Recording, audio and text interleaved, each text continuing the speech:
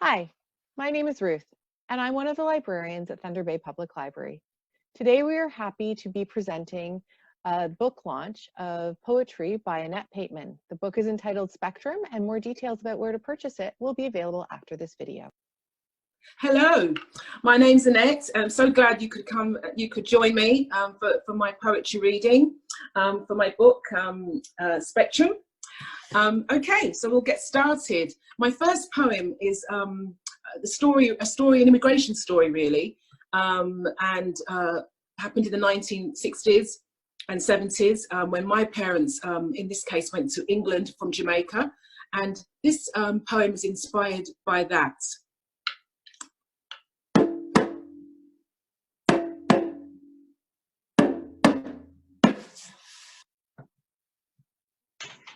The poem is entitled The Letter. I waited by the banana tree where you first saw me.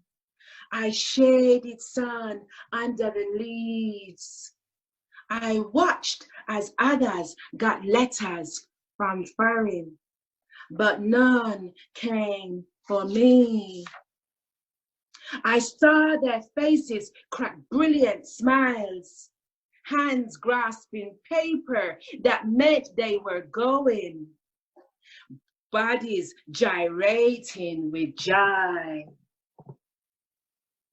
I waited by the banana tree where you first saw me, wondering why your letter did not find me.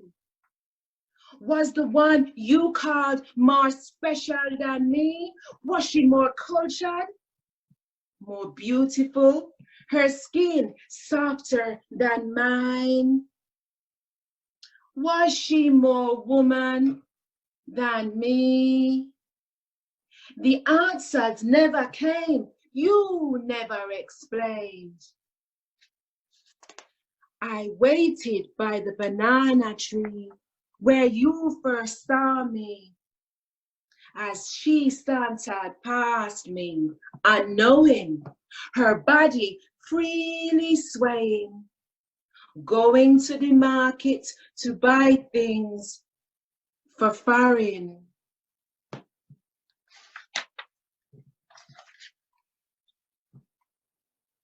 going to read you another poem called Pepper Pot Soup. And in the Caribbean, particularly at events, even funerals, and if it's a little bit chilly, people will often eat pepper pot soup, and it warms people. But we'll eat it, we'll drink pepper pot soup, eat pepper pot soup at any time of year really. And this poem, well, it's a bit like a recipe really. So I'm going to share that with you. Pepper pot soup, malt lowers to the spoon and sips at the soup. Tongue tastes the yam and starchy white dasheen. The scent of fresh thyme hovers above the pot, an aroma that evokes memories of Jamaican mother. The green finger-like shape of okra, a lady's finger, makes a gentle curve in the liquid. Spoon dips to catch okra, and a red piece of Scotch bonnet floats by. Spicy warmth floats up from where the pepper pot soup is fed.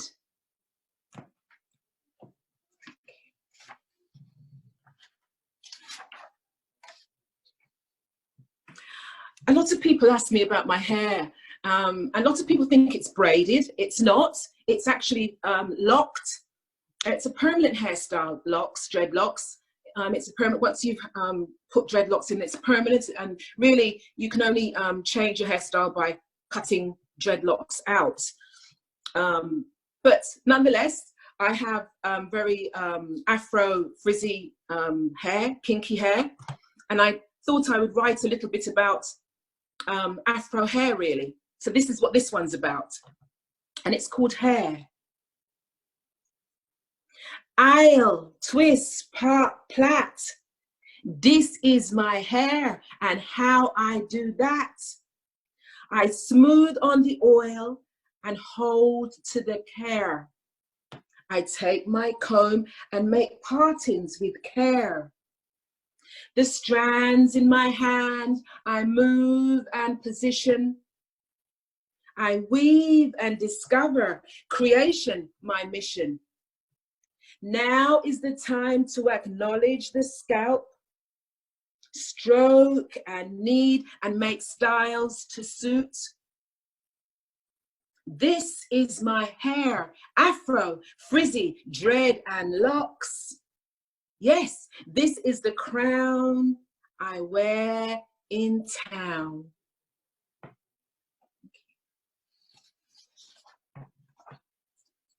Okay, this is a bit of a change of pace, this poem, and it's really based on an experience that I had when I found out that I carry some of the indigenous Taino bloodline, and my family are from Jamaica. And the Jamaicans were taken in slavery.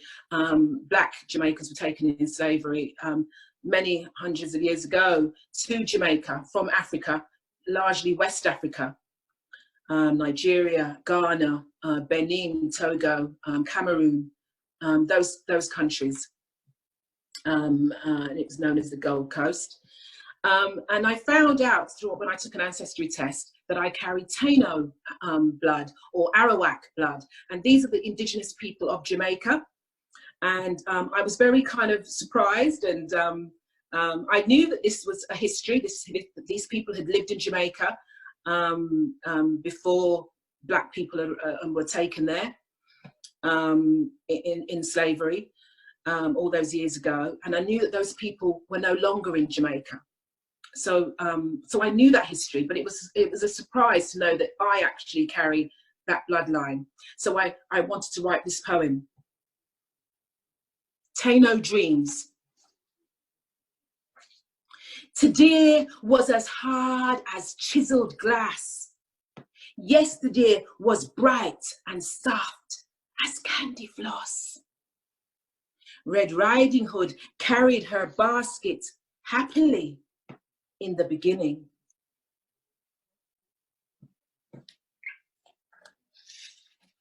And Sleeping Beauty slept through it all. Today, cut through the image of mother, calling and welcoming, arms outstretched. The Taino people welcomed Christopher Columbus, and now they are no more. They left behind a gift of the hammock that swings to and fro, and brings dreams and sleep. The Virgin stands as still as stone, arms outstretched atop the water fountain. They found buried in the ground a rough stone carving of a goddess named Atebe. She too likes water and rivers and lakes. Taino worship of her was profound. Sleep and time, time and sleep. Then there is the forgetting. Around and around.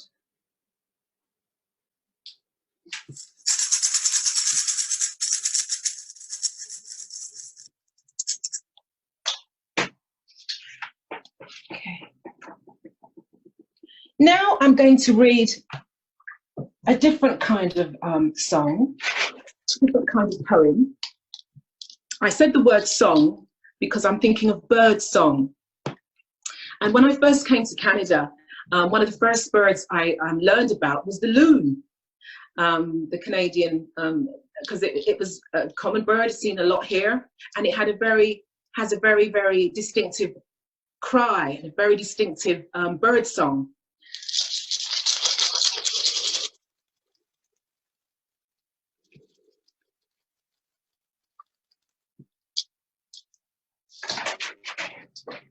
The loon sits high in the tree, singing, lonely me, my mate, come and find me. Loon sits high in the tree, singing, maybe it's my time, mate, come and find me. Loon sits high in the tree, there beside him sits his family, singing, loon song, come here, my loon song, because soon I will be gone. Thank you.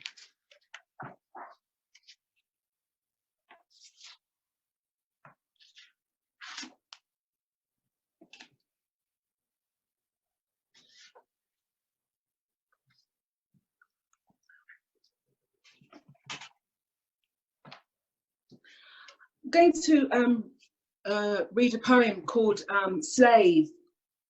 I've already said a little bit about Jamaican heritage and Caribbean heritage, and of the Black peoples really in the Caribbean, and that our antecedents, ancestors were taken from Black African, sub-Saharan Africa, mainly from West Africa, and taken to many islands of the Caribbean, also to the Americas, what you'd call, well, all the Americas, all the Black peoples on Americas, and so I wrote this poem.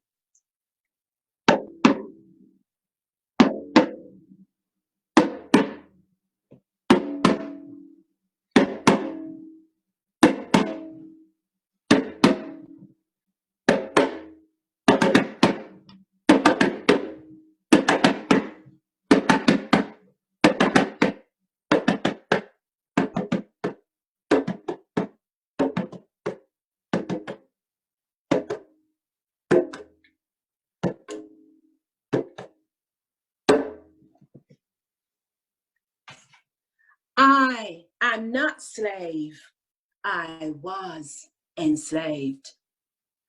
I am not slave, I was enslaved. I walked free in the sun, in the land of my birth. Baobab tree sheltered me. Yam and banana fed me. My family around me grew me. My beloved loved me. Until you came and took me away, far across the sea, to a land of plantations, where there is only memory of what was and can never be again. I am not slave, I was enslaved. I am not slave, I was enslaved.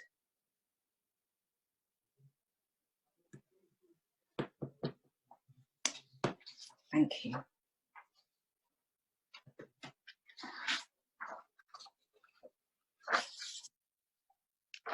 I'm going to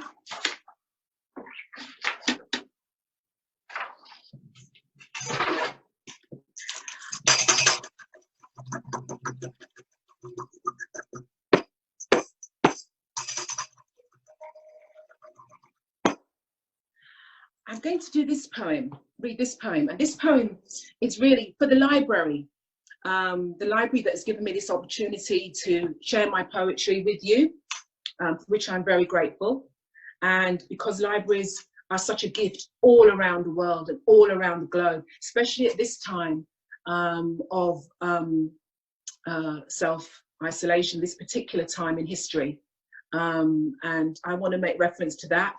Books, our friends, Zoom, all of these things have become greatly important to us.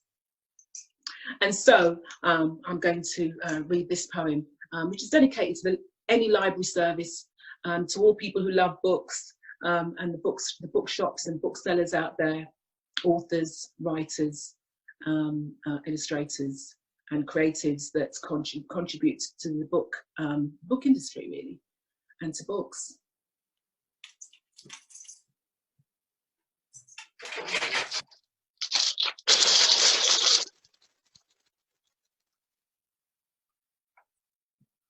Book is not just paper and marks on a page.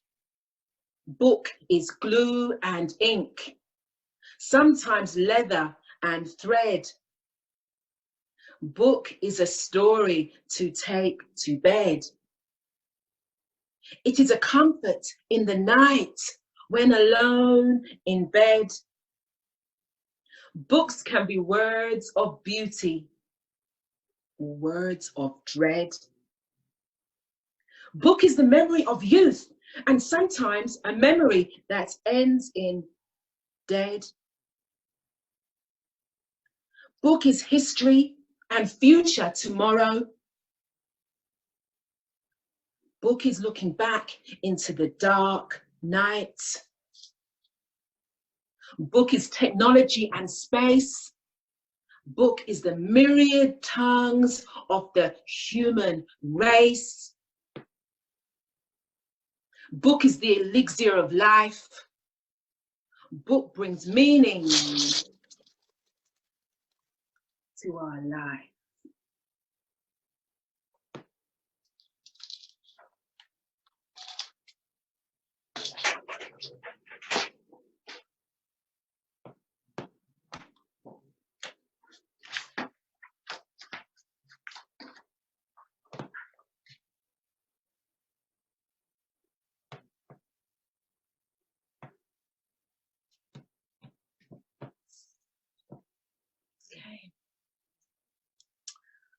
We are living in a very interesting time, living through a very interesting time. I would have been doing this book launch in a library or in a coffee shop in the standard way, with a little pile of books beside me and signing and so on. I would have been very, very happy and pleased to do that. But I'm doing it this way because of the situation we're in. And so we think of time and the clock. Tick tock, tick tock, tick tock, tick tock. We think of the clock and time and the times that we're living in. And we also think of young people, or I think of young people and how important they are.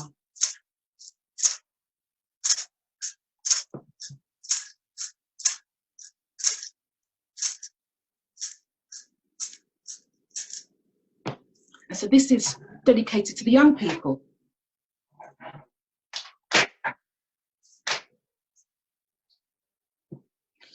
The clock goes tick-tock, tick-tock, marking time, calling to you, the youth. Our time is going, going, going. Your time is coming, coming, coming. The clock goes tick-tock, tick-tock. Time to bring the changes the world sorely needs. The clock goes tick-tock, tick-tock, marking time, calling to you, the youth of our time. Calling to you, the youth of our time.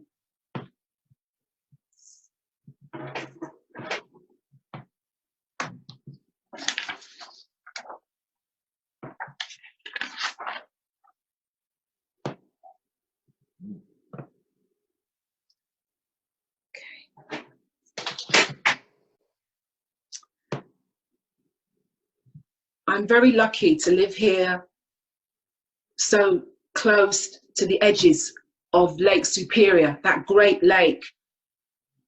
And it is a daily joy and wonder to me and to many of us here who live in this part of Ontario in Canada. But wherever there is water, wherever water is, it is a miracle and it's wonderful. And it has so many special scientific properties. And I wanted to write something to do with the lake and Lake Superior. And so here it is.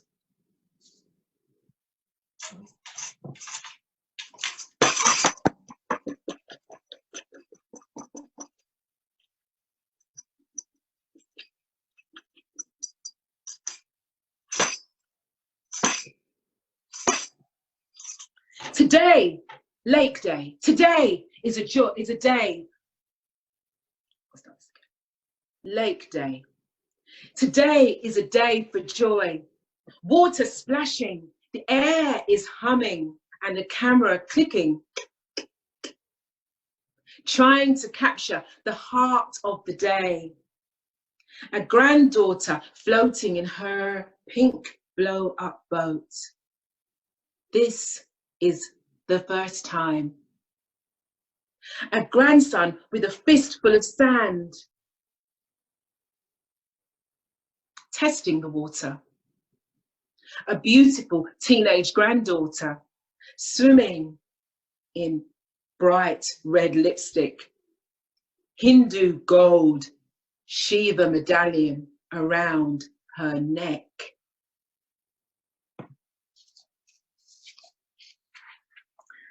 I would also like to read a poem from the book that is also to do with the lake.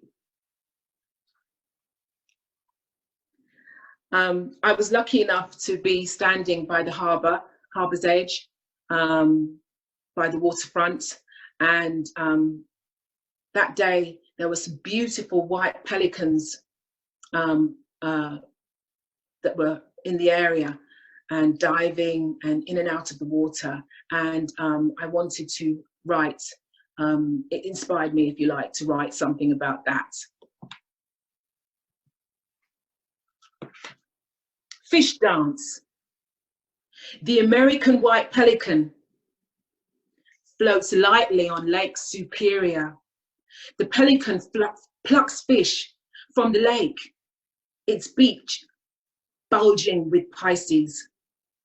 The seagulls look on and wait for the moment that a fish falls from the beak pouch. And so the fish dance begins. With a swoop and excited bird calls, they catch the falling fish and fill their own seagull bellies. Feasting at the fish dance, a dance of life and death.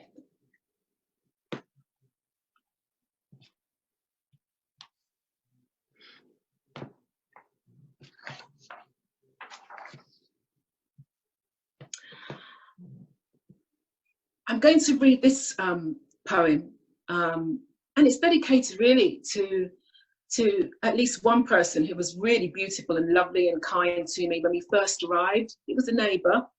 I've met so many wonderful, beautiful people, other than that, obviously, but it was the first Canadian person I'd spoken to, or that spoke to me, and she was a lovely, lovely person, is a lovely person, and this poem really is dedicated to her.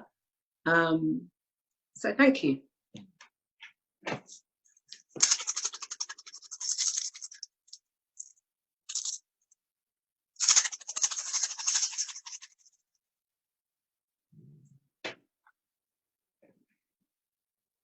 this poem is also dedicated to all those stories and all those people for whom nothing is written. Their deeds go unrecorded, and there are so many wonderful deeds happening today in the world that we're living in, and by so many very special people. And so this poem is called The Tales of the Good.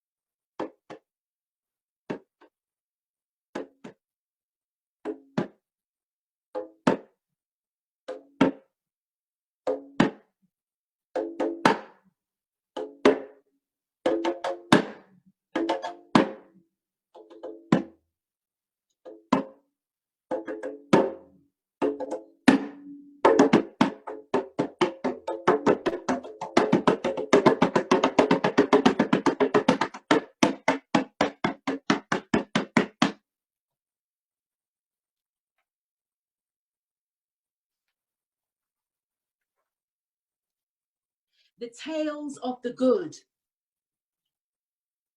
The tales of the good so rarely get told. The tales of the good lost in the folds of a book. You welcomed me and smiled. Come and sit with me a while. 'Tis late, and you have hurried to pass this way. You gave me a coffee and good cheer. And Tim Hortons was near, and you showed me the way. You knit me a toque, and you gave me a look that said, you are welcome to stay. Thank you. I hope you have enjoyed some of the poems from the book. I hope so. Thank you for staying thus far. Have a good day.